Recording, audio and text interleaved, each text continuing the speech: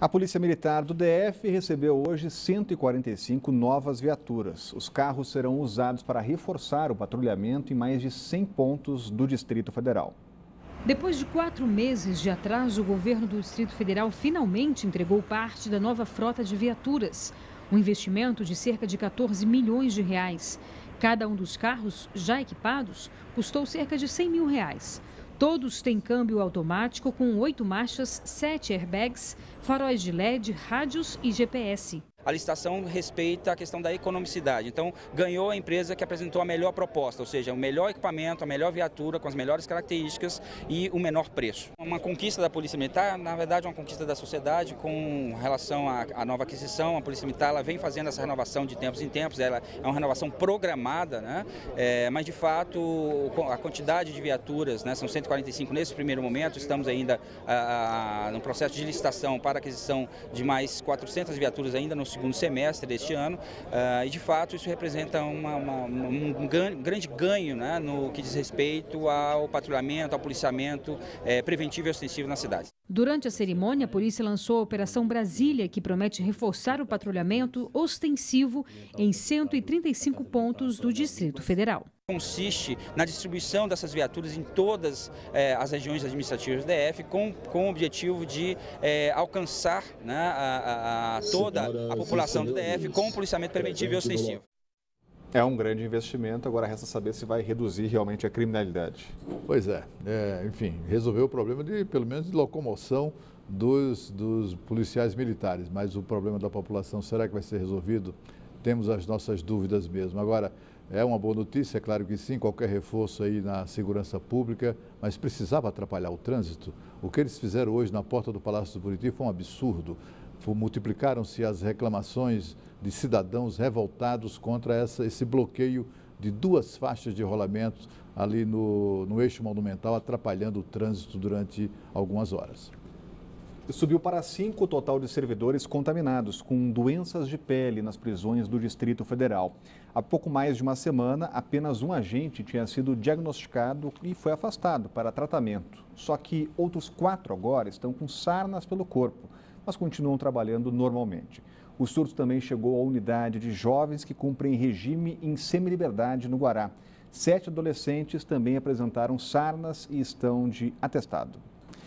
E o presidente Temer participa neste momento em São Paulo de um evento da FenaBrave, entidade que reúne as concessionárias de automóveis de todo o país. E, novamente, faz a pregação pelas reformas estruturais. A gente volta a falar ao vivo com Sérgio Amaral. Está buscando apoio do empresariado, né, Sérgio?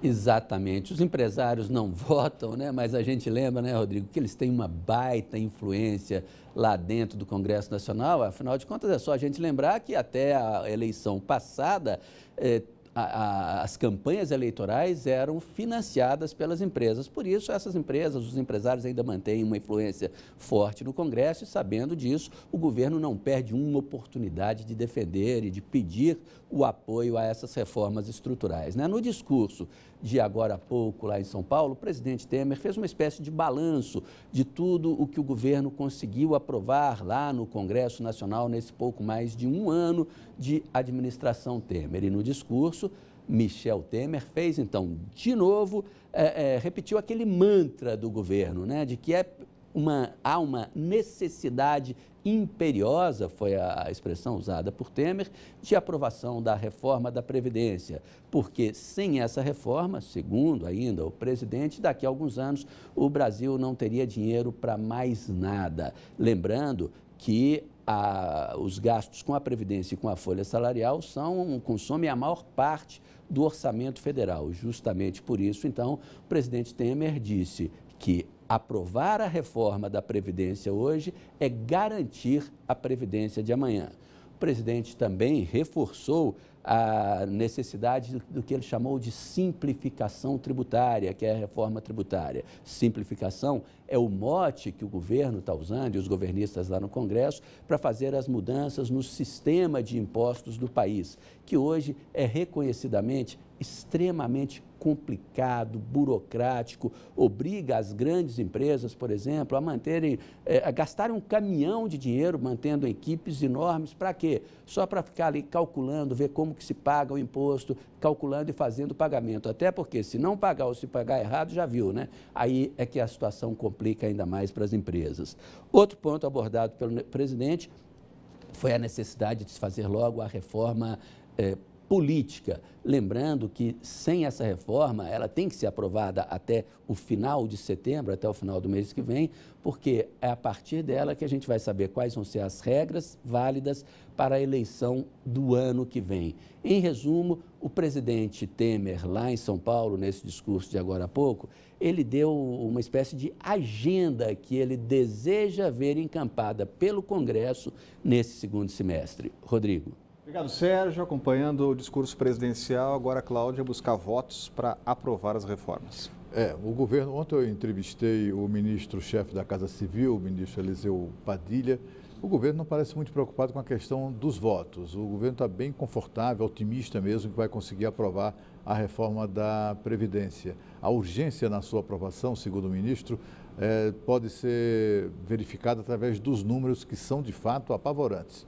Ele disse que em 2016, por exemplo, o déficit na Previdência Social era de 227 bilhões de reais por ano. Foi durante o ano 227 bilhões de reais. Em 2016 já passa para 270 bilhões de reais.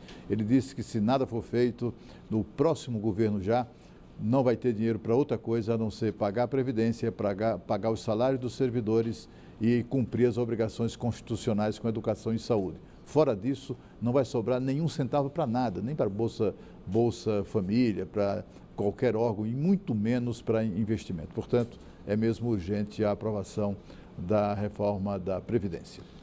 O ministro Gilmar Mendes, do Supremo Tribunal Federal, fez mais um duro ataque ao Procurador-Geral da República. A crítica veio no último mês de Rodrigo Janot, à frente do Ministério Público e às vésperas de mais uma denúncia contra o presidente Temer, dessa vez por obstrução de justiça. O ministro do Supremo Tribunal Federal, Gilmar Mendes, desqualificou o trabalho do Procurador-Geral da República, Rodrigo Janot, em entrevista à Rádio Gaúcha nesta segunda-feira. Quanto a Janot, eu considero o procurador-geral mais desqualificado que já passou pela história da Procuradoria. Por quê, presidente? Porque ele não tem condições, na verdade ele não tem preparo jurídico e nem emocional para dirigir um órgão dessa importância. Janot não respondeu, mas a Associação Nacional dos Procuradores divulgou nota em que afirma que é deplorável que um magistrado, membro da mais alta corte do país, esqueça reiteradamente de sua posição para tomar posições políticas muito próximas da política partidária e ignore o respeito que tem de existir entre as instituições. E ainda sobre a Lava Jato, o ministro relator, Luiz Edson Fachin, arquivou citações a 3 parlamentares nas delações do Odebrecht. Marta Suplicy, do PMDB de São Paulo, Roberto Freire, do PPS, também de São Paulo, e Jarbas Vasconcelos, PMDBista de Pernambuco. Rodrigo Janot chegou a pedir em março a abertura de investigação contra os 3, mas Fachin pediu esclarecimentos por entender que, mesmo que os políticos tivessem cometido crimes ao favorecer a empreiteira, estes já teriam prescrito por causa da idade dos suspeitos. Todos já têm mais de 70 anos, o que reduz os prazos pela metade. E a seguir, todos os anos, 100 mil animais são atropelados nas estradas que cortam o DF. Um perigo a mais que exige a atenção redobrada do motorista. A gente volta já já.